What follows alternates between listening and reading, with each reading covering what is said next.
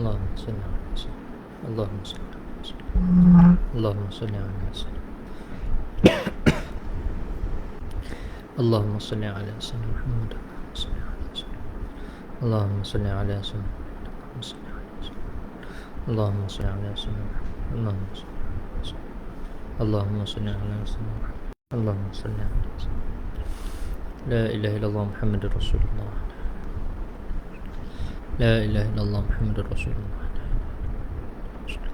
بسم الله الرحمن الرحيم السلام عليكم ورحمة الله تعالى وبركاته الفاتحة بالقبول وتمام كل سول إلى حضرة الرسول صلى الله عليه وآله وسلم الفاتحة أعوذ بالله من الشيطان الرجيم بسم الله الرحمن الرحيم الحمد لله رب العالمين الرحمن الرحيم مالك يوم الدين إياك نعبد وإياك نستعين اهدنا الصراط المستقيم صراط الذين أنعمت عليهم غير المغضوب عليهم ولا الضالين آمين الحمد لله الذي هدانا لهذا الحمد لله الذي هدانا لهذا وما كنا لنهتدي لولا أن هدانا الله اللهم صل وسلم على نور الأنوار وسر الأسرار وترياك الأغيار مفتاح باب اليسار سيدنا مولانا محمد المختار وآله الأطهار وأصحابه الأخيار عدد نعم الله وإفضاله اللهم ارزقنا الصدق في القول والإخلاص في العمل اللهم اجعلنا من الذين يستمعون القول فيتبعون أحسنه اللهم ارزقنا فهم النبيين حفظ المرسلين إلهام الملائكة المقربين بجاه سيد الأولين والآخرين يا حليم خلقنا بخلق الحلم وحققنا بحقائق العلم سبحانك لا علم لنا إلا ما علمتنا إنك أنت العليم الحكيم ولا حول ولا قوة إلا بالله العلي العظيم أما بعد. Alhamdulillah tuan-tuan dan puan-puan yang dirahmati Allah sekalian, ibu-ibu, bapa-bapa, ayah-ayah dan sahabat yang dirahmati Allah. InsyaAllah hari ini kita akan meneruskan lagi pengajian kita di dalam kitab Safinatun Najah Fima Yajibu 'alal 'abdi li Maula karangan Syekh Salim bin Sumair Al-Hadrami rahimahullah. Walaupun Al-Fadhil Ustaz kita tak dapat untuk bersama dengan kita secara live kerana wire Unify beliau telah digigit oleh tikus kan. Jadi kita doakan semoga Allah Ta'ala mudahkanlah urusan Ustaz Maulana Umar Abdul Aziz kita. Semoga Allah Ta'ala permudahkan urusan beliau. Masya Allah, beliau sangat aktif bulan Ramadan ni untuk berkongsi dengan tuan-tuan untuk menghidupkan bulan Ramadan ni. Jadi kita doakan semoga Allah Ta'ala mempermudahkan urusan beliau insya-Allah. Jadi tak buang masa, kita terus masuk ke dalam kitab kita. Jadi pada perbahasan yang lepas kita telah masuk ke dalam perbincangan berkenaan dengan tayamum. So hari ini kita akan sambung lagi perbahasan kita berkenaan dengan tayamum, iaitulah berkenaan dengan syarat-syarat tayamum. Syarat-syarat sah bagi tayamum. Baik. Jadi kata pengarang rahimahullah, bismillahirrahmanirrahim. Qala Syekhunil Musannifu rahimahullahu taala wa nafa'na bihi wa bi'ulumihi fid darain amin wa qala faslun. Kata pengarang, ini satu fasal pada menyatakan tentang syarat-syarat tayamum. Kata pengarang rahimahullah, syurutut tayammumi asyaratun. Syarat-syarat sah bagi tayamum ada 10. Yang pertama, ayyakuna biturabin. Mestilah tayamum dengan menggunakan debu tanah. Okey, menggunakan ayyakuna biturabin ay ghubar lahu at-turab lahu ghubar. Okey, maksudnya menggunakan tanah. Maksud tanah di sini bukan ambil tanah tepek kat muka, tak. Tetapi debu yang berada di atas tanah. Bila dia sebut tanah, maksudnya debu, tanah yang berdebu. Jadi kalau jenis tanah kering tak ada debu, tak boleh juga. Dia mesti tanah dan di atas tanah tu lahu ghubar. Ini biasa disebut dalam kitab-kitab yang lebih besar lah. Okey, dia syarat dia ialah tanah yang di mana tanah tu ada debu tanah. Sebab tu kita kata kita bertayamum dengan debu tanah, bukan semata-mata dengan tanah. Okey, baik, itu yang pertama. Wa ayyakuna turabu tahiran, dan mestilah debu tersebut suci. Jangan ada dekat atas debu tersebut najis. Okey, itu yang kedua. Yang ketiga, wa alla yakuna musta'malan. Janganlah debu tersebut musta'mal. Macam mana debu musta'mal? Ingat air je ada air musta'mal, debu pun ada musta'mal juga? Ya, jawapannya ada. Macam mana debu tersebut boleh jadi musta'mal? Kita tengok nota kaki nombor 1 tu, dia kata apa? maka sebarang debu tanah yang telah digunakan untuk tujuan kesucian sudah tidak boleh digunakan sekali lagi untuk tujuan tayamum, kerana debu itu adalah debu musta'mal, iaitu debu yang telah digunakan untuk bersuci secara syar'i. Okey, maka seseorang tidak boleh bertayamum dengan menggunakan debu tanah yang sebelum ini telah digunakan untuk menyucikan sebarang benda yang terkena anjing atau khinzir. Dia juga tidak boleh bertayamum dengan menggunakan debu tanah yang masih melekat di tangan atau di mukanya yang sebelum ini telah digunakan untuk tayamum yang terdahulu. Apabila debu tersebut jatuh pula dari tangan dan mukanya, debu itu juga tidak boleh digunakan untuk tayamum yang baru. Jadi ada dua gambaran yang diberikan oleh pengarang oleh penterjemah. Okey. Penterjemah bagus, dia note pada benda-benda yang penting dan dia beri gambaran kepada kita supaya kita nampak macam manakah yang dimaksudkan debu musta'mal. Baik, tuan-tuan, pertama dalam kitab kita dia tak cerita tentang air musta'mal. Okey, tetapi kalau kita tengok dalam kitab-kitab lain, antaranya yang atas sikit daripada Safinah ni, iaitu Muqaddimah Hadramiyah, dia ada sebut dia ada sebutkan. Okey, jadi air musta'mal ni atau ialah air yang telah digunakan untuk basuhan, yang menggunakan untuk basuhan sama ada mengangkat hadas ataupun mengangkat hukum najis ataupun basuhan fardu. Okey, maksud basuhan fardu ni maksudnya basuhan yang wajib, yang la budda minhu, yang tidak mesti kena buat. Walaupun bukan sebab angkat hadas, walaupun bukan sebab najis. Ada juga dia gambaran-gambaran macam tu, tapi dia still wajib ambil wuduk. Okey, dia mesti wajib ambil wuduk. So yang tu pun dikira air musta'mal juga. Okey, now untuk lebih mudah faham macam ni, contoh kita ada najis. Okey, kita ada najis ataupun kita ada hadas. Okey, jadi bila hadas tu kita nak angkat hadas yang contoh kat muka, kita nak ambil wuduk, kita nak sembahyang, kita nak solat. So nak solat kena ambil wuduk kan, sebab apa? Ada hadas dekat anggota-anggota wuduk ni. Jadi bila kita basuh muka kita dengan air, maka air tu mengangkat hadas yang ada di muka. Okey, jadi air yang digunakan untuk mengangkat hadas di muka itu, air itu adalah air musta'mal. Adapun air yang kedua, iaitu kita basuh sekali lagi air dekat muka kita, maka air itu tidak dikatakan sebagai air musta'mal. Sebab apa? Sebab dia tidak mengangkat hadas.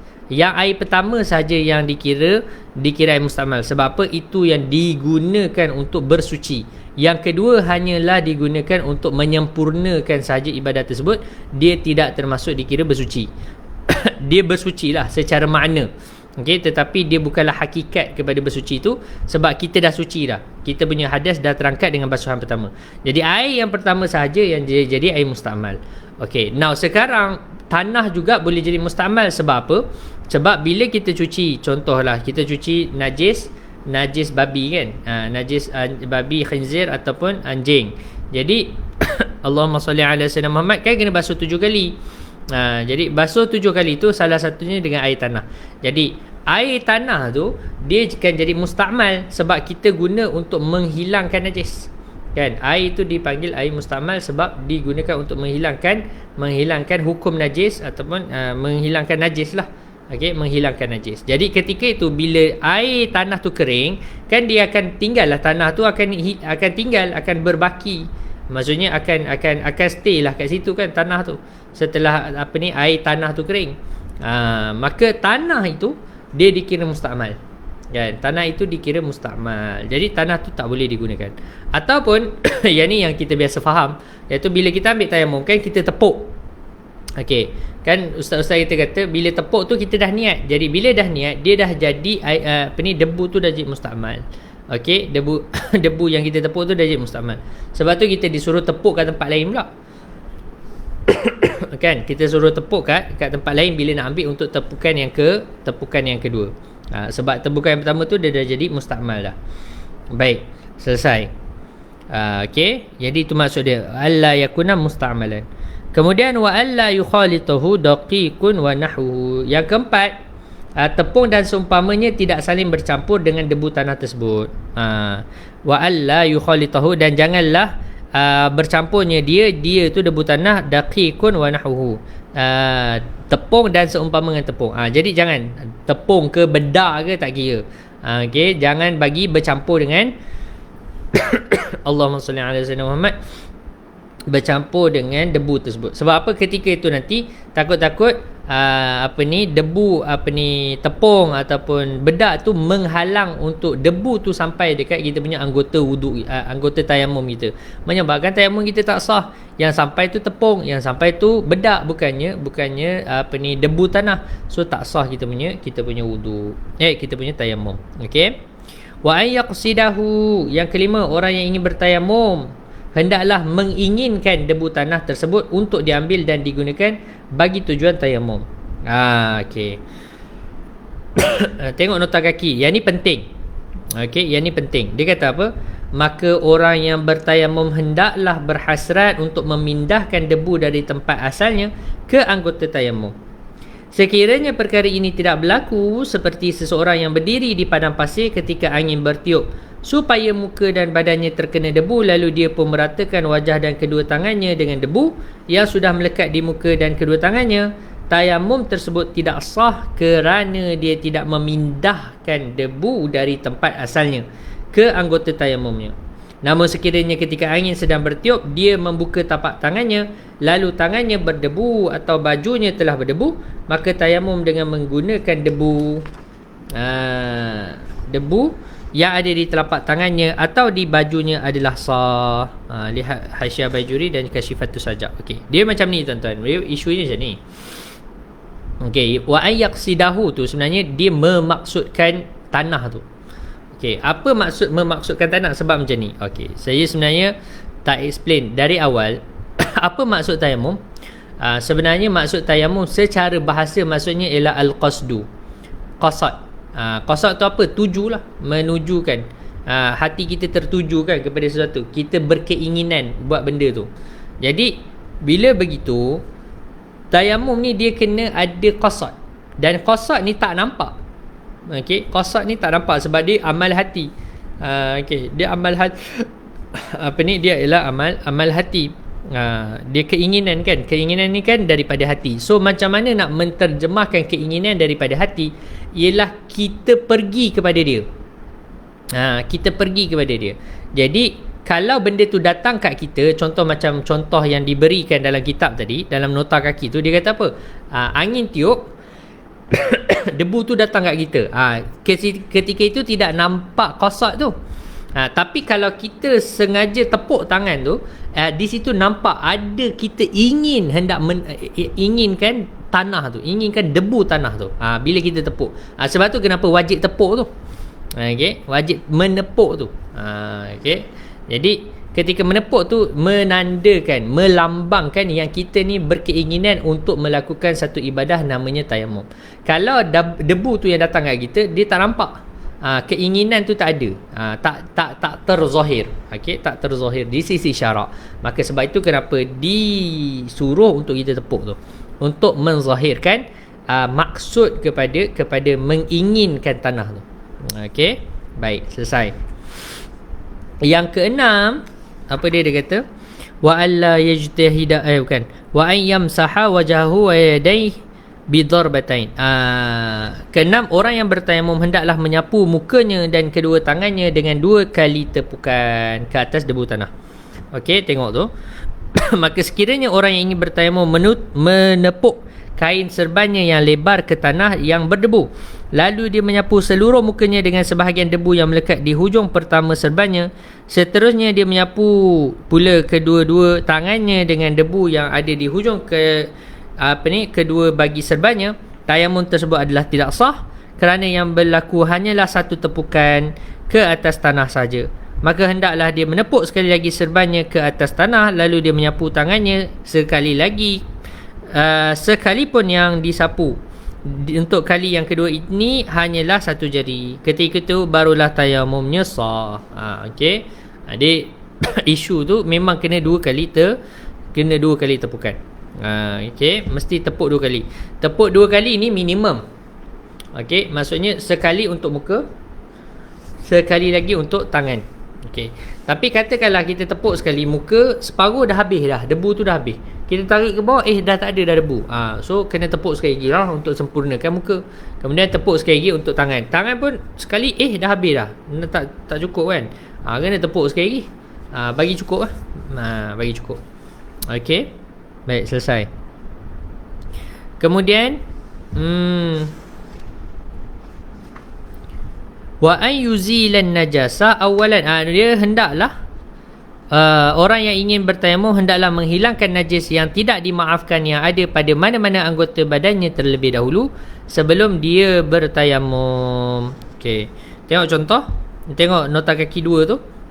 Maka sesiapa yang bertayamum sedangkan di dadanya sebagai contoh ada najis yang tidak dimaafkan, tayamum yang telah dilakukannya adalah tidak sah. Jadi ini dia kena hilangkan dulu najis.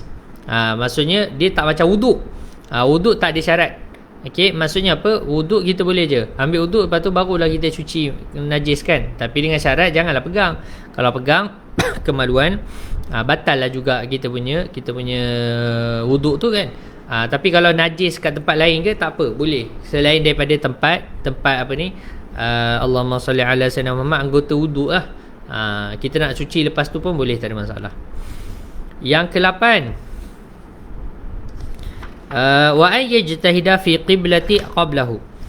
Orang yang ingin bertayamum sekiranya dia tidak tahu arah kiblat, hendaklah dia berijtihad dalam menentukan arah kiblat sebelum tayamum dilakukan. Jadi tapi ni ada khilaf ni. Okey, tak apalah, dia tak sebut khilaf tu, kita pun tak sebutlah. Wa an yakuna at-tayammumu ba'da dukhulil waqti wa an yatayammama li kulli fardin. Okey. Yang ke-9, tayamum hendaklah setelah masuk waktu. Sebab apa? Dia dipanggil sebagai taharah darurah. Dan darurah tidak berlaku kecuali telah masuk waktu. Kalau tak masuk waktu, nak panggil darurah apa? Kalau guna debu yang dijual di pasaran, boleh, tak ada masalah. InsyaAllah lah dia pakai debu yang betul lah. Maksudnya cuma dia dah ambil siap-siap, kemudian dia dah letak kan dan dijual. Boleh lah. Saya sendiri pun beli untuk buat praktikal dan sebagainya kan. Dan kita tengok memang rasa lah, batu-batu tu masih rasa kan. So insyaAllah lah dia debu lah, bukannya bedak kan. Kalau bedak betul, kita memang rasa tu bedak kan. Ini memang ada grit-grit kan. So insyaAllah boleh, tak masalah. Yang ke-10, orang yang bertayamum hendaklah bertayamum untuk setiap kali ibadah fardu yang ingin didirikan. Okay. Jadi maka seorang khatib, tengok ni, hendaklah bertayamum sebanyak 2 kali apabila air tidak ada. Pertama untuk berkhutbah dan kali kedua untuk mendirikan solat. Orang yang menunaikan umrah pula hendaklah bertayamum sebelum dia melakukan tawaf sekiranya air tidak ada. Sekiranya dia ingin mendirikan solat, dia hendaklah bertayamum sekali lagi. So tayamum ni dia untuk satu fardu satu saja. Okey, untuk satu fardu satu sahaja. Di sini dia kata untuk solat Jumaat dia kata kena 2. Okey. Tapi saya ada baca dalam kitab dia kata kena 3. Sebab apa? Khutbah kan ada 2. So khutbah pertama tayamum pertama, khutbah kedua tayamum kedua, solat Jumaat tu tayamum ketiga. Kalau tak silap saya lah, saya ada pernah baca dalam satu kitab. Tapi di sini dia sebut 2, tak apalah, kita ambil lah 2 kan. Mudahlah sikit. Okey, mudah sikit. Wallah alam, ada pendapat lain ke? Okey. So ni kita kena tahqiq dalam kitab-kitab yang lebih besar lah. Kita kena tahqiq dalam kitab yang lebih besar, insya-Allah. Okey, tapi poin dia apa? Satu tayamum hanya untuk satu fardu, dan dia kena niat nawaitu tayammum listibahati fardhi solah. Kalau dia niat nawaitu tayammum listibahati solah saja, dia tak sebut fardu, maka yang dia boleh buat solat sunat saja dan benda-benda yang di bawah daripada solat. Sujud syukur, sujud tilawah, baca, pegang, sentuh Quran kan. Yang tu boleh. Tapi nak buat solat fardu tak boleh, yang ke atas tak boleh. Tapi kalau dia niat nawaitu tayammum listibahati fardhi solah, maka ketika itu semua jenis tayammum, semua jenis ibadah boleh. Sebab solat fardu tu yang paling tinggi sekali lah. Solat fardu tu yang paling tinggi. Baik. Faslun furudu tayammumi khamsatun. Fardu. Okey, sekarang kita masuk fasal berkenaan dengan fardu tayammum, tuan-tuan. Okey, furudu tayammumi khamsatun. Fardu tayammum ada 5. Apa dia? Al-awwalu naqlut turab. Yang pertama ialah pemindahan debu tanah dari tempat asalnya ke anggota tayamum. Pertamanya ialah memindah. Naqlut turab ni memindahkan tanah tu. Okey, maksudnya daripada kita tepuk kemudian kita nak pindah. Tu proses tu kena ada. Athani niyah. Yang kedua niat. Tayamum untuk dia diizinkan melakukan ibadah yang memerlukan tayamum. Tengok nota kaki tu.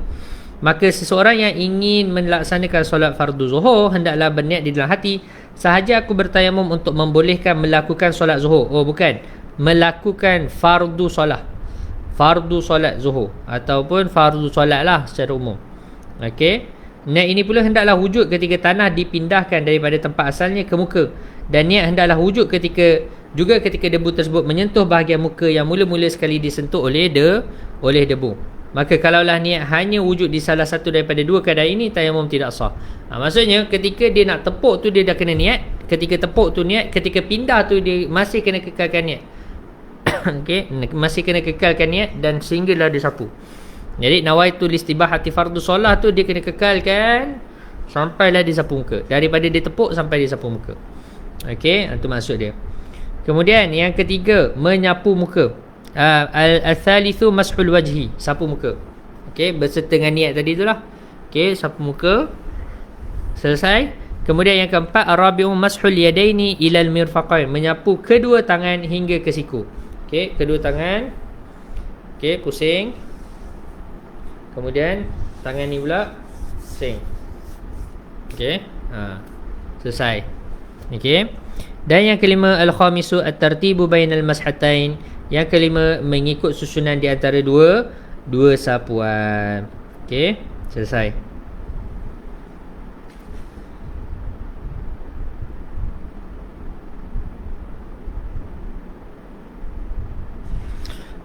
Okey, nota kaki itu boleh bacalah sendiri. Selesai. Faslun mubtilatit tayammum. Ini satu fasal membincangkan perkara-perkara yang membatalkan tayamum. Apa perkara-perkara yang membatalkan tayamum, tuan-tuan? Pertama, dia kata apa? Salah satu. Ada tiga.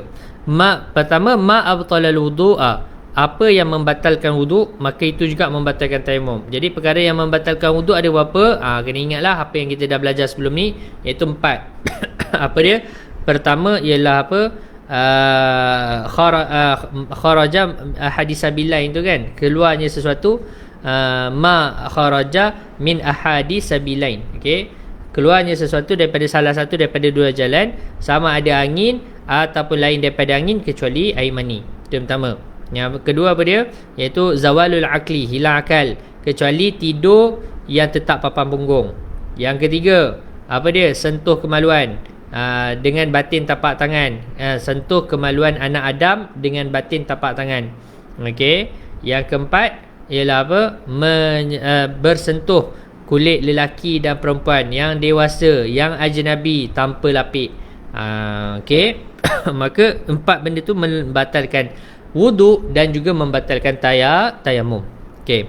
Yang kedua, wariddatu, murtad. Murtad membatalkan tayamum, tetapi murtad tak membatalkan wuduk. Murtad tak membatalkan wuduk. So let's say kata ada orang murtad wa'iyyazubillah, tapi dia dah ambil wuduk dah. Kemudian dia bertaubat dalam masa sekejap lah sebelum wuduk dia batal. Jadi dia boleh tak semayang terus? Boleh, tak ada masalah.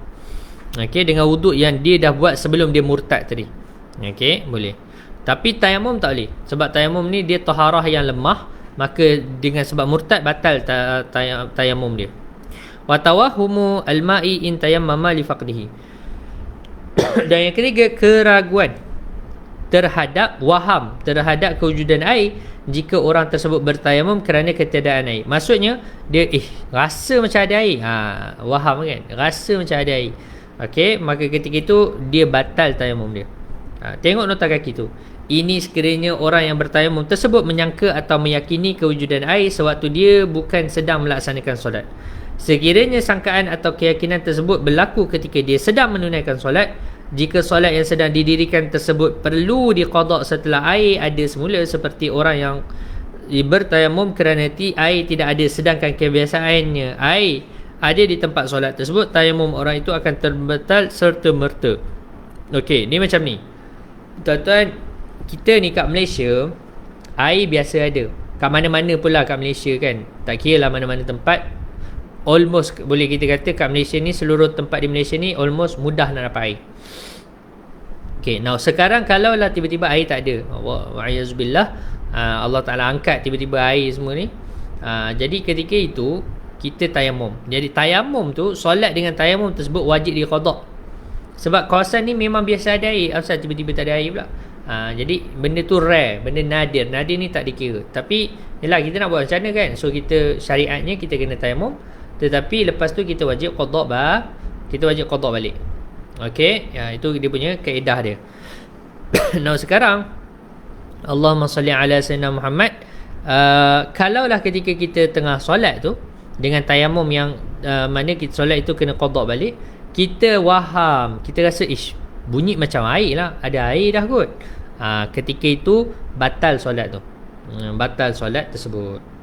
Okay. Tapi kalaulah dia tayamum di tempat yang memang biasa tak ada air, dekat tengah gurun, dekat tengah padang pasir kan, memang kawasan tu memang biasa tak ada air, jadi dia solat dia tak batal. Tengok tu. Namun sekiranya solat yang sedang didirikan itu tidak perlu diqada. Kawasan macam tu tak perlu qada lah. Seperti seseorang yang mendirikan solat di kawasan yang kebiasaannya air tidak ada di situ, lalu dia telah bertayamum dan mendirikan solat di situ, tayamumnya tidak terbatal. Walau bagaimanapun sekiranya waktu solat masih panjang, dia digalakkan untuk memberhentikan solatnya agar dia dapat berwuduk, seterusnya melakukan semula solat tersebut. Okey, selesai. Faslun, fasal yang seterusnya. Ini fasal berkenaan dengan apa? Najis-najis yang bertukar menjadi suci. Tuan-tuan, macam ni, najis ni dia tak boleh jadi suci tau. Najis ni dia, kita bukan membasuh najis, tak, kita membuang najis, menghilangkan najis. Dia panggil zawalul, izalatun najasah kan, menghilangkan najis. Jadi maksudnya apa? Contoh, kita buang air, lepas kita buang air, kita buat apa? Kita ambil tahi tu, kita basuh? Tak, kita flush, buang. Sama juga, yang kita basuh ialah kemaluan kita punya kemaluan kan, kita basuh kemaluan, bukan basuh najis tu. Kita buang najis tu kan, kita flush dia, kita pergi, kita tak ambil dia, tak simpan dia. Sebab najis ni tidak boleh disucikan. Yang kita sucikan ialah benda-benda yang terkena najis. Okay, now sekarang asasnya macam tu. Tetapi ada beberapa najis yang mana dia ni boleh berubah menjadi suci.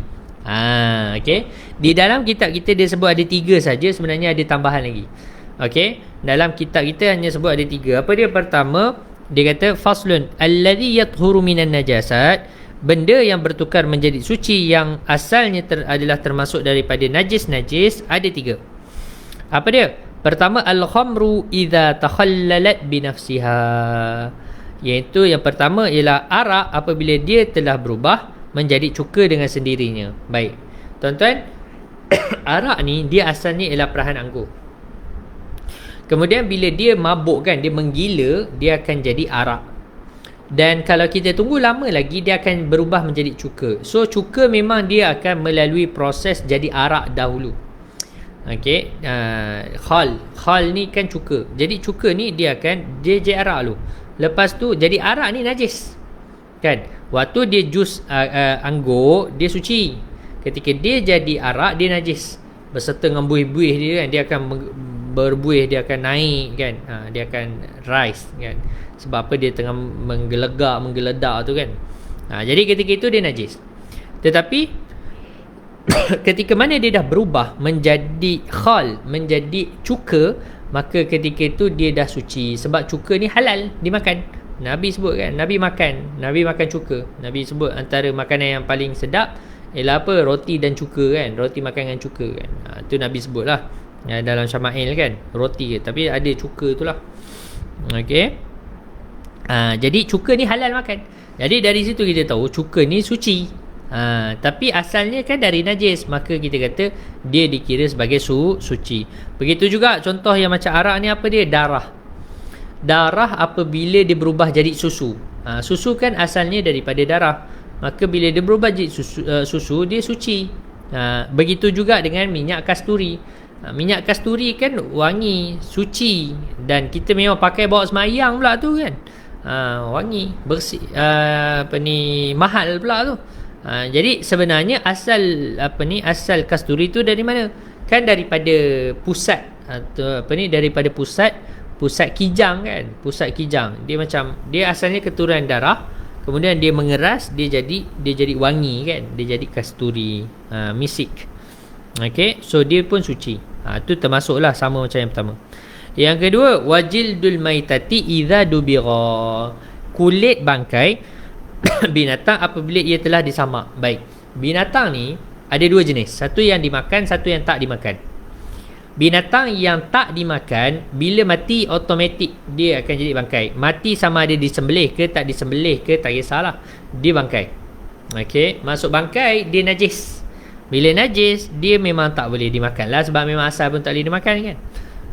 Jadi dia memang najis lah. Seluruh tubuh badan dia najis. Cuma kulit dia boleh disamak, dan kalau disamak maka dia akan jadi suci. Itu yang pertama. Yang kedua, binatang yang dimakan. Binatang yang dimakan, kalau kita sembelih dia secara syar'i, secara syariat, ikut syariat, maka kulit dia dan seluruh tubuh badan dia tu suci. Tak kisahlah tanduk dia ke, ekor dia ke, tulang dia ke, kaki dia ke, even dia punya kemaluan dia pun semua suci lah, boleh makan lah. Ada orang buat makan kan, otak kambing semua makan, kan. Dia punya tanduk dia tu buat perhiasan kan, buat keychain pula. Okay, so semua suci, tak ada masalah. Tapi kalaulah binatang yang halal dimakan ini dia mati bukan disembelih, sama ada disembelih oleh orang kafir ke ataupun dia kena langgar ke kan, macam lembu ke, kambing kena langgar, lori kena langgar kena langgar kereta kan, dah duduk tengah-tengah jalan tengah-tengah malam tu. Saya ni ada even kat Bangi ni pun, kita nak pergi kuliah subuh, nasib lah kawasan tu ada lampu, kan. Dulu tak ada lampu kawasan tu, nasib tak berlanggar je. Dia nak panas kan, jadi atas jalan setar tu panas lah sikit daripada dia duduk kat atas rumput tu. Allahumma salli ala sayyidina Muhammad. So bila dia mati, maka dia jadi najis seluruhnya, even kulit-kulit dia semua najis. Tapi ketika itu kita bolehlah ambil kulit dia dan kita boleh samak. Okey, kita boleh ambil kulit dia dan kita samak. Dia samalah macam binatang yang tak dimakan tadi. Okey, kita boleh. Tapi kalau dia mati dengan sembelih, tak payah sama-sama dah. Semua tu memang suci. Kita nak makan, kita nak pakai ke suka hati, tak ada masalah. Dan bulu dia pun, bulu binatang yang halal dimakan ni, kalau dia dicabut ketika mana dia mati dengan disembelih pun halal, dia bersih, suci. Tapi kalau dia dicabut ketika dia hidup, yang tu masih suci juga. Sama juga macam kalau dia disembelih, suci. Sebab tu bulu biri-biri kan kita pakai, orang buat baju sejuk kan. So tu memang boleh, tak ada masalah kan. Dia memang kena trim lah, dia kena cukur kan. Dia kena potong rambut bulu biri-biri tu, kalau tidak nanti biri-biri tu tak nampak jalan. Dia tutup kan, dia bukan reti shave macam kita. So Allahumma salli ala sayyidina Muhammad, memang boleh lah, tak ada masalah. Okey, tapi kalau dia mati, setelah dia mati dan dia bangkai, bulu tu najis. Kalau dia mati bukan disembelih, maka bulu tu najis juga. Okey, bulu tu najis. Dia bezalah, sama ada dia dipotong ketika mana dia hidup, dan juga ketika mana dia disembelih tu suci. Tapi kalau ketika dia mati dengan jadi bangkai, maka bulu tu jadi najis. Sama macam binatang yang tak halal dimakan. Binatang yang tak halal dimakan, contoh kucing, bulu dia akan jadi najis kalau dia tercabut ketika dia hidup. Okay, yang tu dia memang sehukum dia sama macam hukum bangkai dia. Okay, selesai. Wa ma sara hayawanan, dan yang terakhir, apa sahaja najis yang berubah menjadi haiwan. Contohnya bangkai anjing yang telah berubah menjadi ulat. Okey, jadi itu antara contoh Allahumma salli ala sayyidina Muhammad untuk najis yang berubah menjadi suci.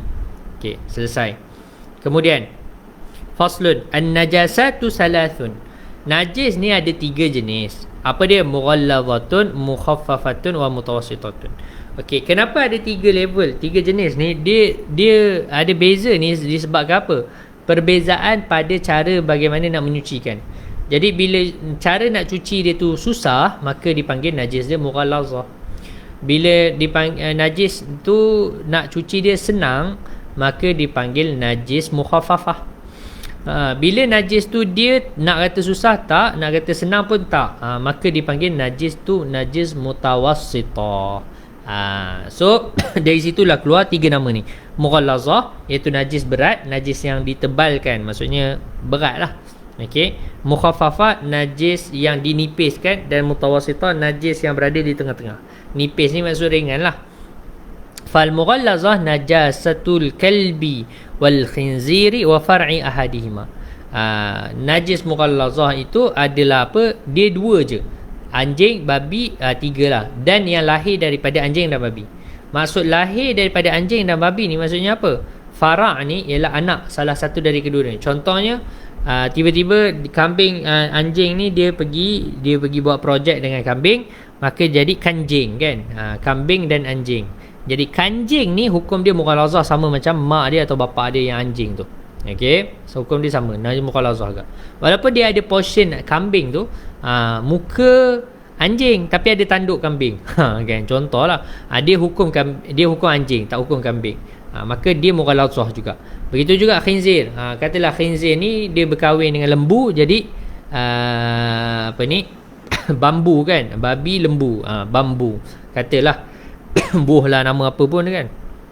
Okey. Jadi bambu ni dia mughallazah. Sama macam kanjing tadi, dia mughallazah. Jadi najis kambing, anjing dan bambu dan kanjing tadi, semuanya tu dikira najis mughallazah, najis berat. Okey, wal mukhaffafatu, dan najis mukhaffafah apa pula? Baulus sabi, air kencing bayi lelaki. Dia mesti air kencing. Kalau berak tak kira. Berak tetap mutawassitah juga. Yang kedua, bayi lelaki. Kalau bayi perempuan tak kira, dia akan jadi najis mutawassitah juga. Allazi lam yat'am ghairal laban, yang mana baby ni dia tidak makan sesuatu pun selain susu. Okey, dia sama ada susu tu susu manusia ke susu binatang tak kira, sama ada susu tu suci atau susu tu bernajis tak kira. Dia minum susu babi pun dia tetap juga kencing dia dikira najis mukhaffafah juga. Okey, najis mukhaffafah. Kemudian walam yablugh haulain, dan jadi di sini ramai orang silap. Okey, dia kata baby yang tak minum kecuali susu ibu dia saja. Susu ibu. Dia tak betul. Dia tak kisah susu apa pun, susu lembu ke, susu kambing ke, susu babi ke, tapi yang penting susu lah, dia bukan benda lain. Okey, dia tak minum, dia tak makan benda lain. Dan maksud tak makan di sini maksudnya tak makan yang mengenyangkan lah. Tak makan yang mengenyangkan. Kalau makanan yang tak mengenyangkan, makanan yang mengenyangkan. Kalau makanan tu tak mengenyangkan, contohnya tahnik kan, dia memanglah makan benda lain. Orang kan tahnik guna apa? Tahnik guna madu, orang tahnik guna kurma kan, dengan air kosong. Jadi benda tu tak mengenyangkan. Dia sekadar belah mulut je. So itu tidak tidak dikira lah, tidak memutuskan bahawasanya darah kencing tu jadi najis mutawassitah, tak. Dia masih lagi mukhaffafah. Ataupun baby ni dia kena makan ubat dan sebagainya, itu pun tidak dikira menyebabkan najis tu berubah daripada mukhaffafah jadi mutawassitah, tak. Dia masih lagi dikira mukhaffafah. Baik. Wal mutawassitatu sairun najasa. Selain daripada 3 ni, najis anjing, babi dan juga anak dia, dan juga kencing baby ni, selain daripada tu semuanya ialah najis mutawassitah. Okey. Kita baca sikit lagi tuan-tuan, kita berhenti dekat sini. Kat fasal ni, fasal yang terakhir sebelum kita masuk bab haid, kemudian kita masuk bab solat. Okey, insya-Allah malam esok kita akan bincang bab haid panjang. So saya malam ni kita berhenti dulu pada mughallazah, pada bab fasal ni lah, fasal yang terakhir. Okey. Faslun, pada membincangkan mengenai cara-cara membersihkan sesuatu yang terkena najis, yang salah satunya ada atau kedua-duanya adalah basah. Okey. Al-mughallazatu tathuru bi 7 ghasalatin ba'da izalati 'ainiha ihdahunna bit-turab. Okey. Pertama, najis mughallazah, yang mana cara menyucikannya apa? Tathuru, akan menjadi suci dengan cara 7 kali basuhan setelah dihilangkan ain najis mughallazah terlebih dahulu. Dan salah satu daripada 7 basuhan itu dicampurkan dengan tanah. Itu cara menyucikan air, menyucikan najis mughallazah, najis babi tadi.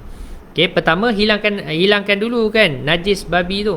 babi ke anjing, tak kisahlah. Maksudnya kalau bangkai dia ke apa, kita kena buang dulu. Jangan curah air dekat bangkai dia tu, jadi air tu jadi air mutanajis lagi lah. Okey. So cuci dulu, buang dulu air dia. Yang kedua, mukhaffafah tadhuru bi rashil ma 'alaiha ma'al ghalabati wa izalati 'ainiha. Okey, najis mukhaffafah ialah akan menjadi suci dengan cara apa? Renjisan air ke atas benda yang terkena najis.